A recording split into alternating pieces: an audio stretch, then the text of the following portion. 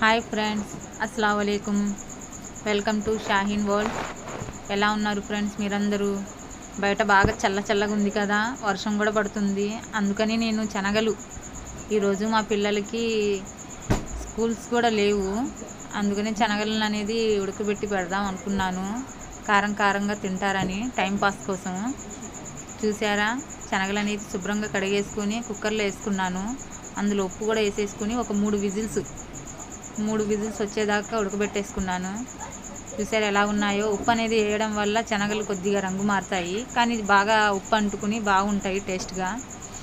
అందులో ఉన్న ఎక్స్ట్రా వాటర్ని తీసేసుకుందాం జల్లెల్లో వేసుకుని. ఇప్పుడు మనం తాలింపు వేసుకుందాము. ఒక బండి తీసుకుని అందులో కొద్దిగా ఆయిల్ వేసేసుకుని తాలింపు దినుసులు, ఎండుమిర్చి. ఈ వర్షానికి శనగలు, పకోడీలు అలాంటివి చేసుకుంటుంటే పిల్లలకి స్నాక్స్ కింద చాలా బాగుంటాయి. మనం బయట కూడా వెళ్ళలేము కదా, అందుకని నేను ఇలా చేస్తున్నాను. నా పిల్లలైతే చాలా ఇష్టంగా తింటారు ఇది. చూసారా, కొద్దిగా కరివేపాకు వేసేసుకుని తాలింపు వేసుకోవడమే. శనగల్లో కారం, మసాలా కారం ఫ్రెండ్స్, మాది అది మసాలా కారం వేసుకున్నాను.